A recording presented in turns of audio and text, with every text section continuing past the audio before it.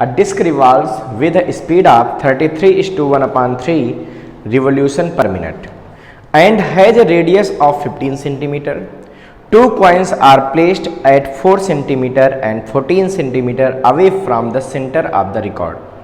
If the coefficient of friction between the coin and record is 0.15, which of the coin will revolve with the record?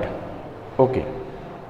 तो देखिए बच्चों, हमको दे रखा है कि एक कोई डिस्क है और ये डिस्क क्या कर रही है, रिवॉल्व कर रही है। कितनी स्पीड से रिवॉल्व कर रही है उसकी फ्रीक्वेंसी हमको दिया है 33:1/3। हमसे कह रहे हैं कि अगर इस डिस्क की रेडियस 15 सेंटीमीटर है, ये रेडियस पूरी कितनी है बच्चों, 15 सेंटीमीटर, और इस डिस्क पे दो कॉइन रखे हैं। पहला कॉइन कहीं यहाँ रखा होगा, दूसरा कॉइन कहीं यहाँ रखा होगा। पहला कॉइन रखा है बच्चों 4 सेंटीमीटर की डिस्टेंस पर और दूसरा कॉइन रखा है 14 सेंटीमीटर की डिस्टेंस पर। ठीक है, तो हमसे कह रहे हैं बताओ कि इस फ्रीक्वेंसी से रिवॉल्व करने पर कौन सा कॉइन डिस्क के साथ साथ रिवॉल्व करेगा। अच्छा भाई, आपको पता है कि जैसे कोई ऑब्जेक्ट रिवॉल्व कर रहा है, उस पर आपने कोई कॉइन रखा, तो अगर उसकी स्पीड बहुत ज़्यादा हो तो क्या होता है, कॉइन बाहर भाग जाता है। क्यों? क्योंकि वहां पर उसको सेंट्रीपिटल फोर्स नहीं मिल पाता। हमने पढ़ रखा है कि सर्कुलर मोशन करने के लिए एक सेंट्रीपिटल फोर्स रिक्वायर्ड है। Without centripetal force body can not perform circular motion. यहां पे बेटा दो कॉइन रखे हैं और इन दोनों को सेंट्रीपिटल फोर्स देने की कोशिश कौन करेगा, फ्रिक्शन। तो फ्रिक्शन इनको रोकने की कोशिश करेगा, वो अंदर की तरफ से सेंट्रीपिटल फोर्स लगाएगा। ठीक है, अब बात यह आती है कि फ्रिक्शन इसको रोकने की कोशिश करेगा। तो फ्रिक्शन कहाँ लगेगा, इसमें भी अंदर की तरफ लगेगा, इसमें भी फ्रिक्शन अंदर की तरफ लगेगा। तो मेन बात यह है कि अगर फ्रिक्शन सेंट्रीपिटल फोर्स से ज़्यादा है या उसके बराबर है, तब तो ये इस कॉइन को इस पोजीशन पे होल्ड कर लेगा, ये रुका रहेगा, चलता रहेगा चारों तरफ। लेकिन अगर फ्रिक्शन उतना नहीं मिल पाया जितना सेंट्रीपिटल फोर्स चाहिए, तो वो ऑब्जेक्ट फिर उसके साथ साथ रिवॉल्व नहीं करेगा, वो टेंजेंशियल पोजीशन में बाहर निकल जाएगा। ठीक, तो हमको यहाँ पे यही सोचना है कि किस रेडियस तक फ्रिक्शन कॉइन को होल्ड कर सकता है, मैक्सिमम रेडियस निकाल देंगे। ठीक है, क्योंकि वेलोसिटी हमको पता है, फ्रिक्शन हमको पता है, कोफिशिएंट ऑफ फ्रिक्शन दिया है ना, तो यहाँ से हम क्या कर सकते हैं, हम ये निकाल सकते हैं किस रेडियस तक ये कॉइन को होल्ड करेगा। अगर वो रेडियस मान लीजिए हम निकालते हैं और वो रेडियस 15 सेंटीमीटर आ जाए, तो हम कहेंगे दोनों कॉइल होल्ड रहेंगे, दोनों लगातार घूमेंगे। क्यों? क्योंकि अगर 15 सेंटीमीटर तक इसमें कोई घूम सकता है, ये रेडियस निकल आई, तो ये दोनों ही 15 से कम है तो घूमते रहेंगे। अगर वो रेडियस मान लीजिए हमने निकाला और रिक्वायर्ड रेडियस निकली 3 सेंटीमीटर, कितनी निकली, 3 सेंटीमीटर, तो 3 सेंटीमीटर के अंदर अगर कॉइन रखोगे तो रिवोल्यूशन होगा, क्योंकि वहां तक friction force centripetal force provide करेगा। उससे ज़्यादा दूर रखने पर फ्रिक्शन फोर्स नहीं मिल पाएगा उतना कि जितना सेंट्रीपिटल चाहिए, तो वो सब दोनों कॉइन बाहर भाग जाएंगे। अगर वो रेडियस निकालने पे हमको कुछ ऐसा ही 10 या 12 सेंटीमीटर, तो हम कहेंगे कि हाँ भाई उससे पास रखना वाला मतलब 4 सेंटीमीटर वाला रिवॉल्व करेगा और 15 वाला दूर चला जाएगा। तो हमको यही सोचना है कि वो क्रिटिकल कितनी रेडियस हो सकती है जो इस कॉइन को होल्ड करे। बच्चों, ये जो टेबल ऐसे वर्टिकल आपको दिख रहे, रियलिटी में कैसे हॉरिजॉन्टल, ये टेबल ऐसे ऐसे रखी हुई है, ऐसे ऐसे घूम। ठीक है, मतलब अगर एक कॉइन की मैं पोजीशन को देखूं तो कॉइन पे बच्चों mg लग रहा होगा नीचे की तरफ और नॉर्मल रिएक्शन लग रहा होगा ऊपर की तरफ, फ्रिक्शन लग रहा होगा जो इसको सेंट्रीपिटल फोर्स प्रोवाइड करेगा। तो सबसे पहला काम हम ये देखेंगे कि n किसके बराबर है, यानी कि नॉर्मल रिएक्शन फोर्स किसके बराबर है, तो नॉर्मल रिएक्शन फोर्स n किसके बराबर है भाई, mg के। अगर उस कॉइन का मास m है तो mg, एक कॉइन का हमने बना लिया क्योंकि एक टेबल ऐसे है ना, समझो एक कॉइन रखा था, उसका हमने नीचे का ऐसे, ठीक है, उसका हमने पूरा डायग्राम यहाँ बना दिया। तो बेटा ये नॉर्मल रिएक्शन फोर्स मिल गया। सो फ्रिक्शन फोर्स, ऐसा करते हैं लिमिटिंग फ्रिक्शन फोर्स निकाल देते हैं। क्यों? क्योंकि यही मैक्सिमम फ्रिक्शन होगा। अच्छा, तो देखो जब लिमिटिंग फ्रिक्शन फोर्स निकालोगे तो F बराबर क्या आएगा, म्यू एन, यानी कि ये मैक्सिमम फ्रिक्शन है, इससे ज़्यादा तो फिर वहाँ लगता नहीं है, यही लिमिटिंग फ्रिक्शन फोर्स होता था, याद करो, the maximum value of static friction force is called limiting friction force, ही वो है।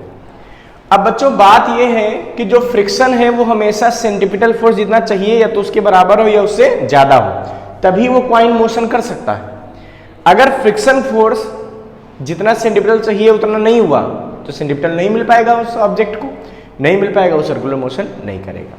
इसका मतलब ये रिक्वायर्ड सिचुएशन हो गई कि F की वैल्यू जो होनी चाहिए वो बड़ी होनी चाहिए, तो बराबर होनी चाहिए किससे, सेंट्रीपिटल फोर्स से। और सेंट्रीपिटल फोर्स कितना होता है बेटा, सेंट्रीपिटल फोर्स कितना होता है, तो जब ओमेगा दिया है तो एम आर ओमेगा स्क्वायर वाला फार्मूला लगा दो, ये होती है एम आर ओमेगा स्क्वायर। तो हम यहाँ पे क्या करेंगे बच्चों, आर की वैल्यू फाइंड करेंगे, और आर की ये मिनिमम वैल्यू होगी जहां तक वो क्या रह सकता है, इक्विलिब्रियम में रह सकता है कॉइन, सर्कुलर मोशन परफॉर्म कर सकता है। इससे आगे अगर कॉइन रखा होगा तो सर्कुलर मोशन परफॉर्म नहीं कर पाएगा। तो चलिए हम अब देखिए बच्चों, ये आर की वो मिनिमम वैल्यू हम निकाल रहे हैं जहां तक उस पर रखा कॉइन, डिस्क पे रखा कॉइन सर्कुलर मोशन कर सकता है, उसके आगे रखने जाने वाला कॉइन सर्कुलर मोशन नहीं करेगा। तो देखिए बच्चों इस सिचुएशन क्या होगा, एफ की वैल्यू रख दो mu g, mu m g, sorry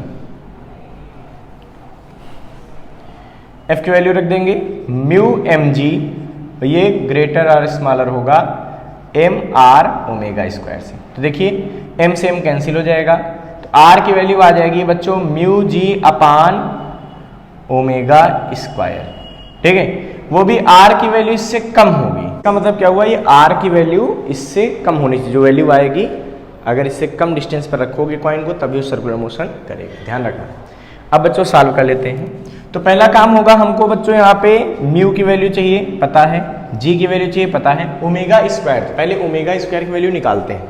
देखिए फ्रीक्वेंसी आपको दिया 33/1/3 रिवोल्यूशन पर मिनट, इसको जरा सॉल्व करेंगे तो इसको इससे मल्टीप्लाई करेंगे, यानी कि 99 + 1/3 कर लेंगे, इसको सॉल्व करेंगे तो 100/3 रिवोल्यूशन पर मिनट आ गया। तो बच्चों पहला काम होगा हम फ्रीक्वेंसी को रिवोल्यूशन पर सेकंड में कर लेंगे, ठीक है। तो कैसे कर सकते हैं, 100/3 अपान में कर देंगे बच्चों 60, तब ये बन जाएगा रिवोल्यूशन पर सेकंड। देखो मिनट को सेकंड बदला तो अपान में 60 ले, सिंपल। इसको बच्चों थोड़ा सॉल्व करेंगे, ये इससे कैंसिल होगा, ये कैंसिल होगा 3 टाइम, ये कैंसिल होगा 5 टाइम, मतलब फ्रीक्वेंसी आ गई 5/9 रिवोल्यूशन पर सेकंड। ये तो बच्चों फ्रीक्वेंसी आ गई। जब फ्रीक्वेंसी आ गई तो ओमेगा क्या निकलेगा, ओमेगा होता है भाई क्या होता है 2πf, तो 2π और f की वैल्यू कितनी है देखो 5/9, ठीक है। तो इसको जब सॉल्व करोगे तो क्या निकलेगा बच्चों 10π/9, ठीक है, और इसकी यूनिट होती है रेडियन पर सेकेंड, ओमेगा की यूनिट क्या होती है रेडियन पर सेकेंड, तो ये हमने कर लिया 10/9 आ गया। अब बच्चों सारी वैल्यू यहाँ पुट कर दो, तो वो मैक्सिमम रेडियस निकाल दो जहां तक बॉडी सर्कुलर मोशन कर सकती है, उससे ज़्यादा नहीं कर पाएगी, ठीक है। तो आज लेस और इक्वल टू किसके, म्यू की वैल्यू 0.15, जी की वैल्यू 10/, ओमेगा स्क्वायर, ओमेगा की वैल्यू कितनी है 10/9, तो इसका स्क्वायर करोगे बच्चों 10π/9 का होल स्क्वायर। इसको जब सॉल्व करेंगे तो कितना आएगा 0.15 × 10 इंटू, ये देखो 9 स्क्वायर नीचे है, पलट के ऊपर चला जाएगा तो हो जाएगा 81/100π स्क्वायर। देखिए 10 से 10 कैंसिल होगा, तो r इज लेस और ग्रेटर देन बचेगा 0.15 इंटू 81/10 और पाई स्क्वायर 3.14 का स्क्वायर। जब इसको बच्चों हम सॉल्व करेंगे तो r की वैल्यू आ जाएगी यहाँ पे अप्रॉक्स 0.123 मीटर, ठीक है, मतलब 0.123 मीटर इसकी वैल्यू आ गई। या इसको हम लिख सकते हैं 12.3 सेंटीमीटर। तो इसका मतलब क्या हुई कि ये मैक्सिमम जो रेडियस जहां तक कॉइन सर्कुलर मोशन कर सकता है वो कितनी है 12.3 मीटर पर सेंटीमीटर की, मतलब यहां से 12.3 यानी कि ये होगा कुछ। यहां तक अगर हम कोई कॉइन रखेंगे तो उसको जो सेंट्रीपिटल फोर्स होगा वो फ्रिक्शन से मिल जाएगा, इसके अंदर रखेंगे, अब जो इसके बाहर रखा है वो कॉइन क्या होगा, वो सर्कुलर मोशन नहीं करेगा क्योंकि उसको फ्रिक्शन सेंट्रीपिटल फोर्स प्रोवाइड नहीं कर पाएगा। तो बेटा इसका मतलब ये हुआ कि 14 सेंटीमीटर वाला जो कॉइन है ये बाहर चला जाएगा, भाग टेंजेंशियल पोजीशन में धीरे धीरे बाहर निकल जाएगा ऐसे। और जो 4 सेंटीमीटर है वो तो इसके अंदर है, वो तो इस सिचुएशन को सेटिस्फाई कर रहा। इसका मतलब 4 सेंटीमीटर वाले को क्या होगा, सेंट्रीपिटल फोर्स फ्रिक्शन से मिलता रहेगा और वो सर्कुलर मोशन लगातार डिस्क के साथ साथ परफॉर्म करता रहेगा। तो यहाँ पर लिखेंगे कि so the coin placed at 4 centimetre revolve with disc, वो डिस्क के साथ क्या करेगा, रिवॉल्व करता रहेगा। इसको फटाफट नोट कर लीजिए बच्चों।